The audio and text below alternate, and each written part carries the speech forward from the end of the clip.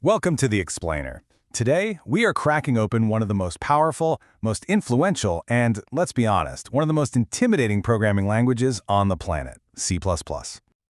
So, let's just dive right in. The absolute key to understanding C++ is to stop thinking of it as just another language you learn. It's so much more than that. Exactly. Picture this. C++ is a giant industrial-grade workshop. It's packed with every tool you could ever imagine. You've got your basic hand tools, sure, but you also have heavy-duty power saws and even these wild machines that can build other, totally custom tools just for you. With this workshop, you can build pretty much anything, right from the ground up. And you know, the master craftsman running this whole workshop is the compiler. It takes our C++ code, which is basically the blueprint, and it translates that into a finished product that a computer can actually understand and run. That step, the compilation, is the secret sauce to how C++ gets its legendary speed. All right, so let's start by just popping open the top drawer of this toolbox.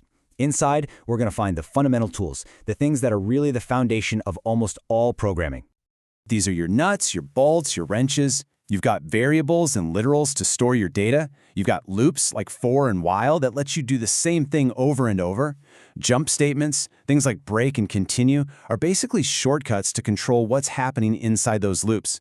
And then you have functions, which let you package up your instructions into neat, reusable blocks. I mean, every single C++ program is built using these essentials.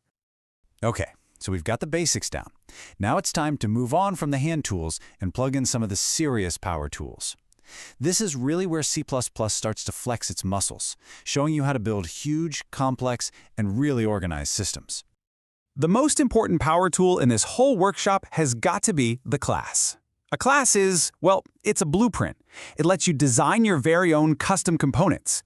You can bundle together the data that defines something with the functions that make it do stuff. It's like you're designing and building your own custom engine, and then you can stick that engine in any car, boat, or airplane you want to build later on. And here's a cool thing. C++ even gives you a slightly different version of this tool. It's called a struct. Now, it's almost identical to a class, but with one really crucial difference. Its parts are public and open for anyone to access by default. This little tweak makes structs absolutely perfect for just holding simple bundles of data, while classes are what you'll use to build those really complex, protected components.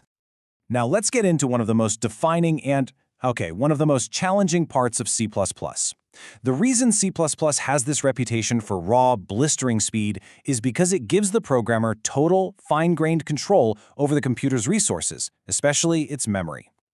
Think of it like you have two different workbenches. You've got the stack, which is for all your quick, temporary jobs. It's super fast, and it cleans up after itself automatically. Then you have this vast open warehouse called the free store, or the heap. This is for your huge long-term projects. But here's the catch. You are responsible for cleaning it up.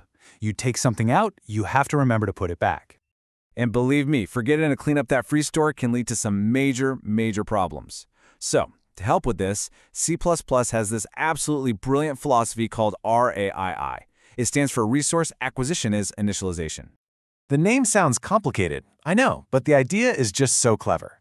With RAII, you basically tie a resource, like a piece of memory or a file you've opened, to the life of an object. The very moment that object isn't needed anymore, the resource gets released, automatically. It's like having the tool that puts itself away the second you're finished with it. It's a powerful, super elegant way to prevent all sorts of errors. All right, brace yourselves, because we are now entering the part of the workshop that feels a little bit like magic. This is where the tools themselves can actually design and build brand new, custom tools just for us. This isn't science fiction. This is the idea that gives C++ its incredible adaptability. We're not talking about the program figuring things out while it's running. Now, we're talking about the compiler figuring things out ahead of time and generating super optimized code before the program is even born. The fancy name for this technique is meta-programming. You are literally writing code that writes other code. So, instead of having your program calculate, say, the 10th factorial number every time a user runs it, you can just have the compiler do it once and bake the final answer right into the program itself. It is a massive performance win. So how does C++ pull off this magic trick? Well, the main mechanism is something called templates. A template is basically a generic blueprint for a function or a class. You could write a single sorting function, for example, and the template lets the compiler automatically create specialized versions of it for you. One for numbers, one for text, one for whatever you want. Now, it is so important to understand that this workshop isn't some dusty old relic. C++ is a living, breathing language that is constantly being upgraded with newer, more powerful, and frankly, much safer tools.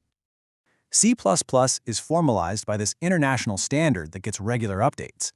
That C++ 11 update back in 2011, that was a huge deal. It was a massive leap forward that totally modernized the language. And as you can see, the pace of improvement has only gotten faster since then. And these updates have given us some amazing new tools that just make life easier. The auto keyword lets the compiler figure out variable types for us, which cuts down on a lot of boilerplate code. Lambda expressions let us write tiny, unnamed functions right where we need them. And smart pointers, they're a fantastic modern way to do that RAII thing we talked about, making memory management way safer and almost automatic. And all of this, it brings us to the core philosophy of C++. It gives you the power tools, it gives you the precision instruments, it even gives you the keys to the entire workshop. It trusts you. And that's the fundamental trade-off. C++ provides this absolutely unparalleled power and control, but in return, it demands skill, discipline, and a deep understanding from you, the programmer.